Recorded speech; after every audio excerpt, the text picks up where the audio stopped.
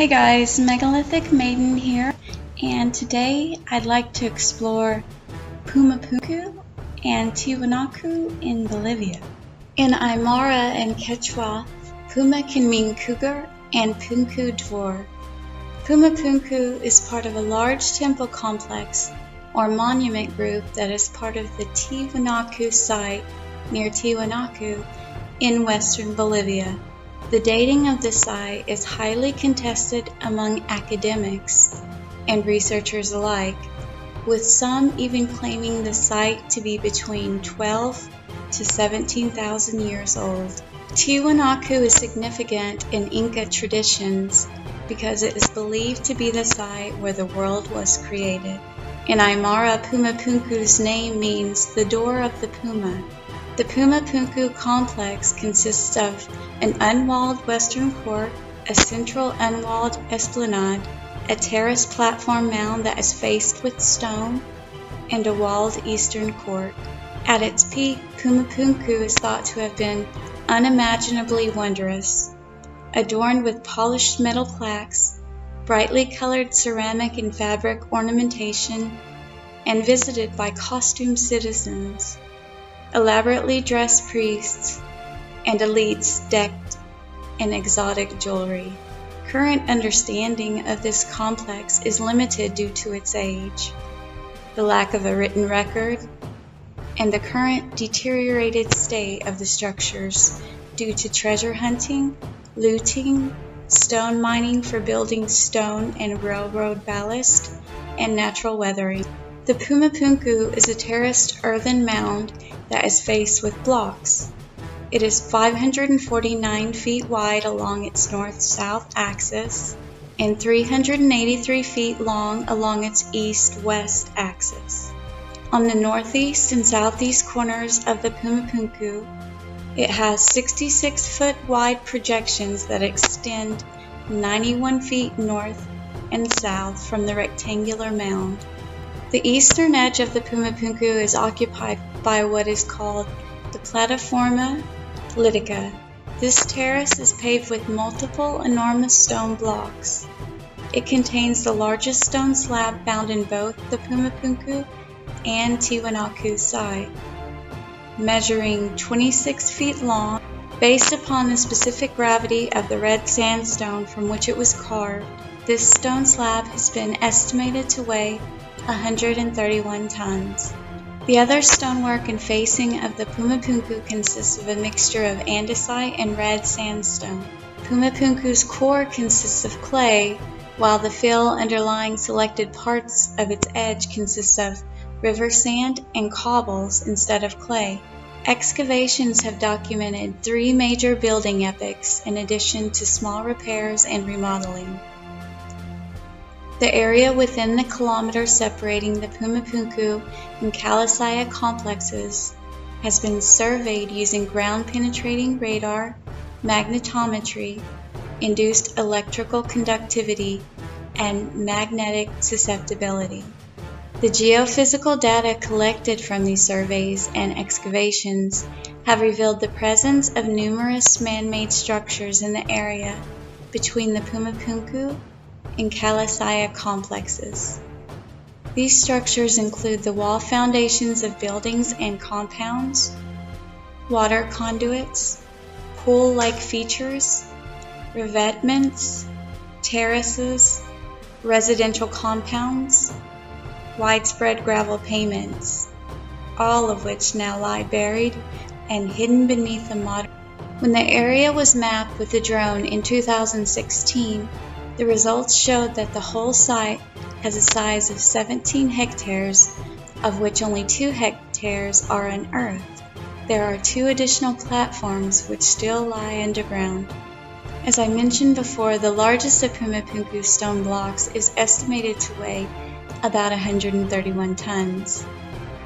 The second largest stone block found within the complex is estimated to weigh over 85 tons. Both of these stone blocks are part of the Plataforma Litica and composed of red sandstone. Based upon detailed petrographic and chemical analysis of the samples, from both individual stones and known quarry sites. Archaeologists concluded that these and other red sandstone blocks were transported up a steep incline from a quarry near Lake Titicaca, roughly 6.2 miles away. Smaller andesite blocks that were used for stone facing and carvings came from quarries within the Copacabana Peninsula, about 56 miles away from and across Lake Titicaca from the Pumapunku and the rest of the Tiwanaku site. Archaeologists argue that the transport of these stones was accomplished by the large labor force of ancient Tiwanaku. Several theories have been proposed as to how this labor force transported the stones. All these theories remain speculative. Two of the more common proposals involve the use of llama skin ropes and the use of ramps and inclined planes. In assembling the walls of Pumapunku, each stone was finely cut to interlock with the surrounding stones. The blocks were fit together like a puzzle, forming load-bearing joints with the use of no mortar. One common engineering technique involves cutting the top of the lower stone at a certain angle and placing another stone on top of it, which was cut at the same angle. The precision with which these angles have been used to create flush joints is indicative of a highly sophisticated knowledge of stone cutting and is a thorough understanding of descriptive geometry. Many of the joints are so precise that not even a razor blade will fit between the stones. Much of the masonry is characterized by accurately cut rectilinear blocks of such uniformity that they could be interchanged for one another while maintaining a level surface and even joints.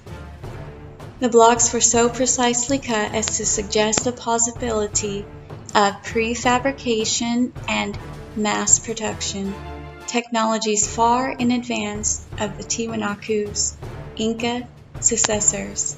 Hundreds of years later, Tiwanaku engineers were also adept at developing a civic infrastructure at this complex, constructing functional irrigation system, hydraulic mechanisms, and waterproof sewage lines. Pumapunku was a large earthen platform mound with 3 levels of stone retaining walls. Notable features at Pumapunku are eye-shaped architectural cramps, which are composed of a unique copper, arsenic, nickel, bronze alloy. These eye-shaped cramps were also used on a section of canal found at the base of the Akapana Pyramid at Tiwanaku. These cramps were used to hold the blocks comprising the walls and bottom of stone-lined canals that drained sunken quartz. Eye cramps of unknown composition were used to hold together the massive slabs that formed Pumapunku's 4 large platforms. The Pumapunku complex, as well as its surrounding temples, the Akapana Pyramid, Kalasaya, Putuni, and Karakala, may have functioned as spiritual and ritual centers for the Tiwanaku. This area might have been viewed as the center of the Andean world, attracting pilgrims from far away. Pumapunku was purposely integrated with the Illimani Mountain, a sacred peak that the Tiwanaku possibly believed to be home to the spirits of their dead. This area was believed to have existed between heaven and earth. The spiritual significance and the sense of wonder might have been amplified into a mind-altering and life-changing experience through the use of hallucinogenic plants. Examinations of hair samples exhibit remnants of psychoactive substances in many mummies found in Tiwanaku culture from northern Chile, even those of babies as young as 1 year of age, demonstrating the importance of these substances to the Tiwanaku. As was characteristic of civilizations around this time and place, the Tiwanaku actively incorporated human sacrifice into their culture. The remains of dismembered bodies have been found throughout the area. Ceramic artifacts depict imagery of warriors masked with puma skulls decapitating their enemies and holding trophy skulls, and adorned with belts of human heads with their tongues torn out. It is believed that because of certain markings on stones found at Pumapunku, the Gate of the Sun was originally part of Pumapunku. Hey guys, Megalithic Maiden. Thank you for watching the video, and I hope you enjoyed it. And if you are interested in visiting ancient sites across the world and explore with some amazing researchers, head on over to megalithomania.co.uk to Hugh Newman's tour site.